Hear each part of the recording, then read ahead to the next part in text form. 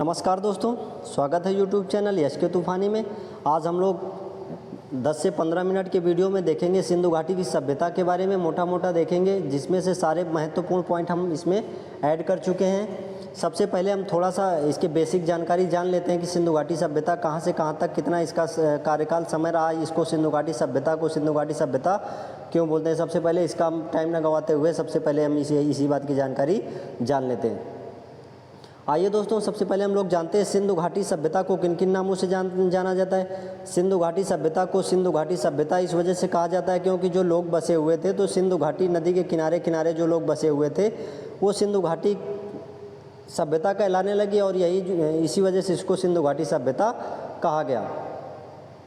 सिंधु घाटी सभ्यता को हड़प्पा सभ्यता भी कहा जाता है। कौन सी सभ्यता? हड़प्पा सभ्यता। हड़प्पा सभ्यता क्यों कहा गया? क्योंकि सबसे पहले खोजा गया स्थल कौन सा था? हड़प्पा। हड़प्पा ही सबसे पहला शहर भी था। इसे कांस्य युगीन सभ्यता क्यों कहा जाता है? क्योंकि सबसे पहला खोजा गई धातु कौन सी थी? कांस्य से थी। कांस्य से धातु खोजे जाने के कारण इसे कांस्य युगीन सभ्यता भी कहा गया। कांस्य से जो धातु था सीसा और टिन से बनी हुई धातु होती है, जिसे सीसा और टिन से के मिश्रण का जो वो रहता है कांस्य, इसी वजह से उसे कांस्य युगीन सभ्यता कहा गया। ये बात मैंने पिछले टॉपिक में भी बताया था कि जो प्रागैतिहासिक काल है, जो सिंधु घाटी सभ्यता को कांस्य युगीन सभ्यता भी कहा जाता है, वो मैंने पिछले उसमें भी बताया था। आइए दोस्तों, हम लोग इसका थोड़ा सा मैप के थ्रू देख लेते हैं।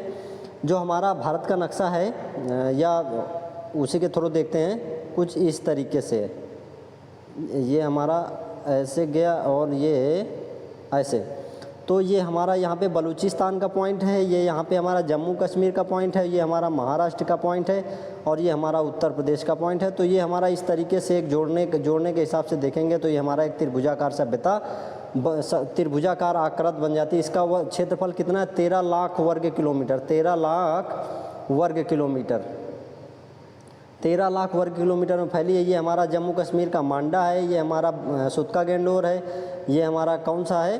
दैमाबाद दासका नदी के किनारे। ये है हमारा कौन सा? आलमगीरपुर उत्तर प्रदेश में पड़ता है। उत्तर प्रदेश में जो हमारा पूर्वी स्थल उत्तर प्रदेश में, पश्चिमी स्थल सुतका गेंडोर, जो बलूचिस्तान में उत्तरी स्थल मांडा है और दक्षिणी स्थल दैमाबाद है।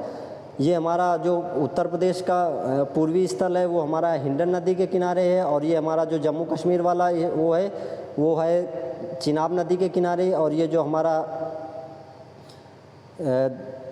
बलूचिस्तान वाला स्थल है ये दासका नदी के किनारे स्थित है। और जो हमारा ये दक्षिणी स्थल है कौन सा? महाराष्ट्र में, ये हमारा गोदावरी नदी के किनारे या किम नदी के किनारे। ये बात आप लोगों को समझ में आ गई होगी। एक नेक्स्ट पॉइंट और हम लोग देख लेते हैं सिंधु घाटी सभ्यता का। जो कार्बन डेटिंग अंकन C14, कार्बन डेटिंग अंकन C14 के अनुसार इसकी जो एज है वो 2300 ईसा पूर्व से 1750 ईसा पूर्व तक माना जाता है। 2300 ईसा पूर्व से 1750 ईसा पूर्व तक इसका समय माना जाता है। आइए अब हम टाइम न गंवाते हुए इसके जो छोटे छोटे पॉइंट बनाए उनके बारे में देख लेते हैं। सबसे पहले हमारा जो पॉइंट है, सिंधु घाटी सभ्यता को हड़प्पा सभ्यता भी कहा जाता है। सिंधु घाटी सभ्यता को हड़प्पा सभ्यता भी कहा जाता है क्योंकि सबसे पहले खोजा गया स्थल कौन सा था? हड़प्पा था। ये मैंने अभी बता भी दिया।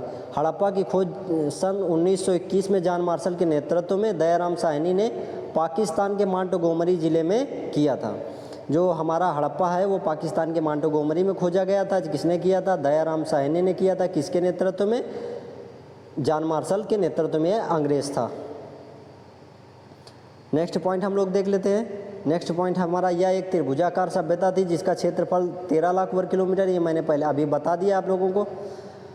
और सिंधु घाटी को आद्य ऐतिहासिक काल में रखा गया। इसे कांस्य युगीन सभ्यता भी कहा गया, इसको भी मैंने अभी बता दिया। कांस्य युगीन क्योंकि कांस्य को इस सभ्यता में इस समय में सबसे पहले कांस्य का उपयोग किया जाता था।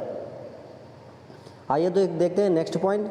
नेक्स्ट पॉइंट है हमारा स्वतंत्रता के बाद गुजरात प्रांत में सर्वाधिक स्थल खोजे गए। सबसे नवीन स्थल कौन सा है? धौलावीरा। सबसे लेटेस्ट कौन सा है? धौलावीरा। फिर नेक्स्ट पॉइंट हमारा क्या है, नेक्स्ट पॉइंट है हमारा इस सभ्यता में सबसे बड़ी इमारत जो थी अन्नागार, जहाँ पे खाने की सामग्री जो लोग कलेक्ट करके रखते थे वो सबसे बड़ी इमारत हमारी कौन सी थी, अन्नागार। फिर इस सभ्यता में जो इस सभ्यता की जो लिपि थी, जो लोग लिखते थे इस सभ्यता के बारे में, वो कैसे लिखते थे, भाव चित्रात्मक लिखते थे। भाव चित्रात्मक का मतलब क्या होता है, जैसे नदी है, नदी को उन लोगों ने ऐसे ऐसे करके बहा के बना दिया तो हाँ नदी बहने के हिसाब से है। फिर यदि मनुष्य का चित्र बनाया तो अपना ऐसे ऐसे करके आंखें बना दिया, ये बना दिया, तो इस तरीके से वो लोग बात समझ जाते थे। और भी कोई चीज़ें जैसे छापना है ना, तो वो इसी तरीके से एक तो आप लोग मोटा मोटा समझ जाइए। फिर नेक्स्ट हम लोग देखते हैं, नेक्स्ट पॉइंट हम लोग देखते हैं, इस सभ्यता के जो लोग थे मिठास के लिए किसका प्रयोग करते थे, मिठास के लिए शहद का प्रयोग करते थे। ये भी बहुत इंपॉर्टेंट है, कई बार पूछे गए क्वेश्चन है। फिर नेक्स्ट पॉइंट हम लोग देख लेते हैं, नेक्स्ट पॉइंट हमारा क्या है, इस सभ्यता में मकान नालियाँ जो पक्की ईंटों के बनाए हुए, वो लोग पक्की ईंटों का इस्तेमाल करना जान गए थे, जिनका अनुपात 1:2:4 था। इस सभ्यता में लोगों का प्रमुख व्यवसाय क्या था, व्यापार था। ये लोग व्यापार करना जान गए थे, जो जिसे मेसोपोटामिया, इराक, ईरान के साथ ये लोग व्यापार करते थे। ये क्वेश्चन पूछे जाते हैं, ये लोग कितने प्रकार की फसल उगाते थे, 9 प्रकार की फसलें उगाते थे, जिसमें गेहूँ सबसे प्रमुख फसल कौन सी थी, गेहूँ थी। नेक्स्ट पॉइंट हम लोग देखते हैं,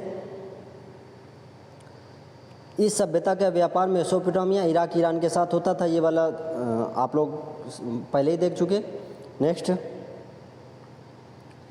इस सभ्यता की लिपि में सर्वाधिक अक्षर यू आकार में मिले, ये भी आप लोग याद रखिएगा।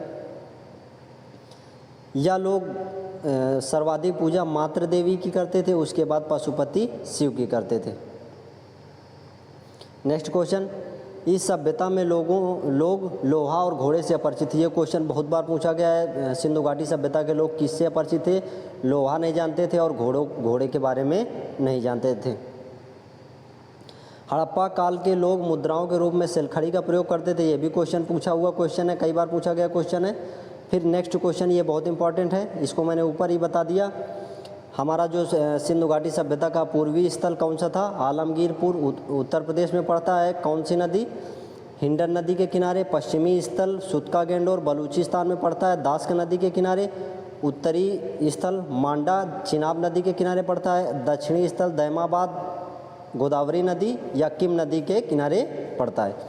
आप लोग इस चीज़ को याद रखिएगा। नेक्स्ट पॉइंट देखिए, नेक्स्ट, सिंधु घाटी सभ्यता के लोग द्रविड़ और भूमध्य सागरी के जो भूमध्य सागर से लोग आए हुए थे। द्रविड़ का मतलब जो लोग किसान थे, लड़ाई झगड़ा से कोई मतलब नहीं रखते थे, वो लोग थे। फिर नेक्स्ट पॉइंट है हमारा, लोथल एवं सुतकोतदा सिंधु घाटी सभ्यता के प्रमुख बंदरगाह थे। ये बात आप लोग याद रखिएगा, लोथल और सुतकोतदा सिंधु घाटी सभ्यता के प्रमुख बंदरगाह थे। नेक्स्ट पॉइंट हम लोग देखते हैं, अग्निकुंड लोथल और कालीबंगा से प्राप्त हुए हैं। अग्निकुंड कहाँ से प्राप्त हुए हैं, लोथल और कालीबंगा से प्राप्त हुए हैं। नेक्स्ट पॉइंट हम लोग देखते हैं, सभ्यता की सबसे प्राचीन फसल कौन सी थी, गेहूँ और जौ। सबसे प्राचीन फसल कौन सी थी, गेहूँ और जौ। सिंधु घाटी सभ्यता में 4 प्रकार की प्रजातियाँ भी पाई जाती थी, वो ज़्यादा इम्पोर्टेंट नहीं है। मुंडी गोक और शोरतगोई उत्तरी पॉइंट हैं, इसके बारे में आप लोग याद रखिएगा। ये जो हमारे अभी मैंने ऊपर जो पॉइंट बताया है वो तो हमारे यहाँ के पॉइंट हैं, मगर वो जो अफ़गानिस्तान में जो पॉइंट पढ़ते हैं वो उत्तरी पॉइंट पढ़ेंगे। कौन से हैं, मुंडी गोक और शोरतगोई। नेक्स्ट पॉइंट क्या है हमारा, सर्वाधिक मोहर कहाँ प्राप्त हुए, हड़प्पा में। जो अभिलेख युक्त जिनमें कुछ छपा रहता था वो हड़प्पा में मिली, और जिनमें नहीं छपा रहता कुछ मोहनजोदड़ो से भी प्राप्त हुई हैं। फिर मोहनजोदड़ो का शाब्दिक अर्थ क्या होता है, मृतकों का टीला। ये बहुत बार क्वेश्चन पूछा गया क्वेश्चन है कि मोहनजोदड़ो का शाब्दिक अर्थ क्या होता है, मृतकों का टीला। और इसकी खोज राखलदास बनर्जी ने 1922 में की थी। देखो आप, मैंने ऊपर बताया था हड़प्पा की खोज किसने की थी, वो मैंने ऊपर आप लोगों को बताया। और जो मोहनजोदड़ो था इसकी खोज किसने की थी? राखालदास बनर्जी ने। आइए दोस्तों, अब प्रमुख जो साक्ष्य हैं उनके बारे में देख लेते हैं। जो सिंधु घाटी सभ्यता से साक्ष्य मिले, अन्नागार कहाँ पे मिला? हड़प्पा में मिला। स्त्री के गर्भ से निकला पौधा कहाँ पे मिला? हड़प्पा में मिला। और पीतल का इक्का कहाँ पे मिला? हड़प्पा में। नेक्स्ट पॉइंट, ये हमारे हो गए हड़प्पा के। अब मोहनजोदड़ो के देख लेते हैं। नृत्य करती कांच की मूर्ति आप लोगों ने बहुत बार देखा होगा, ये मोहनजोदड़ो में मिला। स्नानागार कहाँ पे मिला? मोहनजोदड़ो में। मृतकों का टीला कहाँ मिला? मोहनजोदड़ो में मिला। आइए हम लोग देख लेते हैं लोथल के बारे में।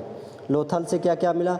धान या चावल कहाँ से मिले? लोथल से। बाजरे के साक्ष्य कहाँ मिले? लोथल से मिले। कच्ची मिट्टी के बने मकान कहाँ से मिले? कालीबंगा से मिले।